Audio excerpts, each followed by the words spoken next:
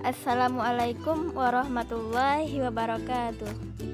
Saya Dia Marsandra dengan NIM 2014080008, jurusan Tadris IPA Fisika A 2020, Fakultas Tarbiyah dan Keguruan UIN Imam Bonjol Padang. Video ini bertujuan untuk melengkapi ujian akhir semester Biologi Umum dengan dosen materi ke-7, struktur dan fungsi pada tumbuhan, dengan dosen pengampu Ibu Dr. Milyasari SPD MSI. Poin yang pertama yaitu perbedaan jaringan meristem dan jaringan dewasa pada tumbuhan. Yang pertama, jaringan meristem, yaitu jaringan tanaman yang memungkinkan untuk tumbuh. Struktur jaringan meristem, yang pertama meristem primer, yang kedua meristem sekunder, dan yang ketiga meristem promeristem. Ciri-ciri jaringan meristem. Meristem berada pada bagian tumbuhan yang masih muda. Jaringan meristem tersusun dari sel-sel muda yang berbentuk sama, kecil, dan bulat. Selnya memiliki sitoplasma sedikit dan padat. Fungsi jaringan meristem berfungsi dalam pertumbuhan tanaman seperti akar, batang, dan daun. Juga dapat memperpanjang dan memperlebar batang. Jenis jaringan primer berdasarkan letaknya: meristem apikal, meristem latera, dan meristem interkalar.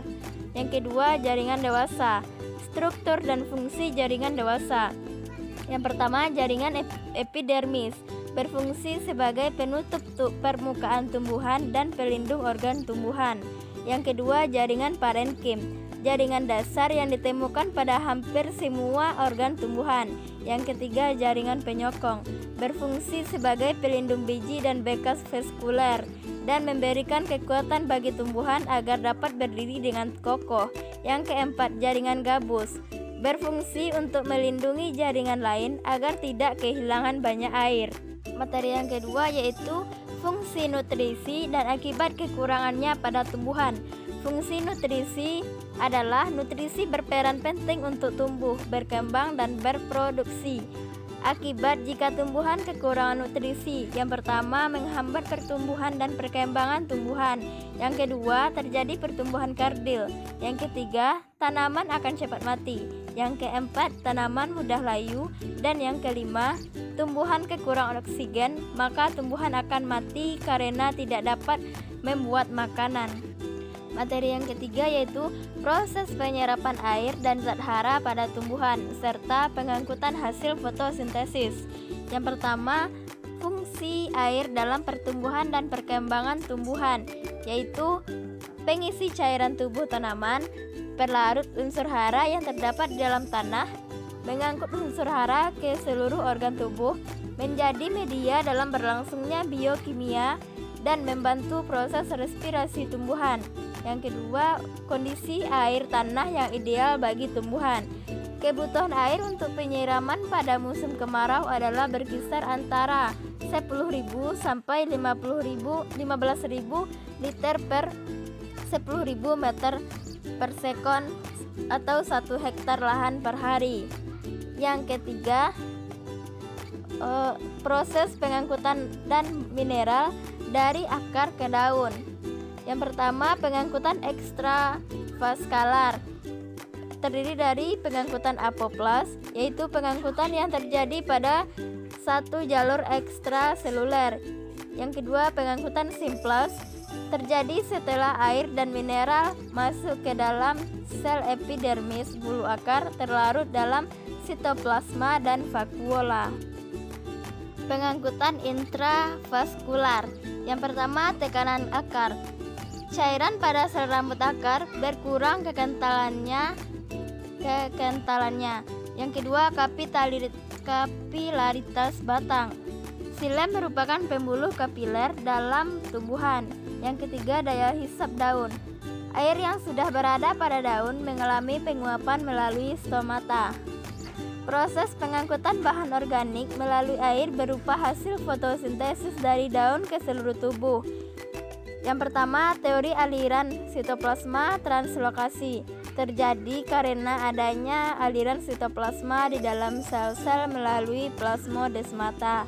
Yang kedua, teori aliran massa atau tekanan terjadi karena adanya perbedaan tekanan osmosis yang terjadi dalam pembuluh darah antar organ yaitu daun, batang, dan akar. Yang ketiga, pemompaan sitoplasma. Yang keempat, elektroosmosis. Dan yang kelima, difusi yang dibantu agen pembawa atau teraktivitas teori pengangkutan air. Materi yang keempat yaitu proses fotosintesis pada tumbuhan dan faktor-faktor yang mempengaruhinya. Pertama, sebelum tumbuhan fotosintesis membutuhkan air atau H2O, karbon dioksida, CO2, cahaya, dan klorofil. Untuk cahaya bisa cahaya matahari dan bisa cahaya lampu. Pertama-tama, tumbuhan menggunakan karbon dioksida yang diambil dari stomata atau mulut daun. Pada daun, udara bebas dan air yang diambil melalui akar. Lalu cahaya matahari akan diambil dan dijadikan bentuk energi oleh klorofil. Klorofil terdapat pada organel yang disebut kloroplas. Faktor internal atau genetik. Jenis tumbuhan berbeda-beda, walaupun lingkungan tempat hidupnya sama, maka reaksi fotosintesisnya akan berbeda. Faktor tersebut dikatakan sebagai faktor hereditas atau keturunan. Yang kedua, faktor eksternal yaitu cahaya, ketersediaan air, konsentrasi karbon dioksida, kandungan oksida, temperatur atau suhu, kadar fotosintat atau hasil fotosintesis, dan tahap pertumbuhan. Materi yang kelima yaitu cara reproduksi pada tumbuhan dan hikmahnya. Cara reproduksi pada tumbuhan yang pertama, vegetatif atau aseksual. Lebih sering terjadi pada tumbuhan, tidak melibatkan pertemuan gamet jantan dan gamet betina. Yang kedua, generatif atau seksual. Terjadi baik pada tumbuhan maupun pada hewan, melibatkan pertemuan gamet jantan dan gamet betina. Hikmahnya, yang pertama, untuk mengetahui perkembangan pada tumbuhan dengan jangkauan hari. Yang kedua, mendapatkan pengetahuan tentang pertumbuhan tanaman. Dan yang ketiga, dapat melestarikan dan memberdayakan tanaman. Materi yang keenam yaitu faktor-faktor yang mempengaruhi pertumbuhan dan perkembangan pada tumbuhan. Yang pertama, faktor internal terdiri dari gen, yaitu dasar faktor internal yang paling tidak bisa ditawar karena setiap makhluk hidup tentu saja memiliki gen. Yang kedua, hormon, yaitu senyawa organik alami yang pada konsentrasi rendah memberikan pengaruh yang besar pada berbagai proses fisiologi. Perannya bersifat pleiotropik. Suatu hormon berperan pada beberapa fenomena fisiologi. Beberapa jenis hormon dapat bekerja pada satu respon yang sama. Hormon yang sama dapat disintesis di tempat yang berat. Faktor internal, faktor eksternal yaitu nutrisi, air dan kelembapan, cahaya matahari, suhu dan tanah. Materi yang ketujuh yaitu kajian Islam yang berkaitan dengan tumbuhan. Terdapat dalam Quran surat Al-Isra ayat 44 yang artinya, langit yang tujuh, bumi dan semua yang berada di dalamnya bertasbih kepada Allah, dan tak ada satupun melainkan bertasbih dengan memuji Allah. Tetapi kamu sekalian tidak mengerti tasbih mereka. Sesungguhnya Dialah yang Maha Penyantun lagi Maha Pengampun. Baiklah, hanya itu yang dapat saya sampaikan. Kalau ada kata-kata yang salah mohon dimaafkan. Terima kasih. Saya sudahi dengan wabillahi taufiq wal hidayah. Wassalamualaikum warahmatullahi wabarakatuh.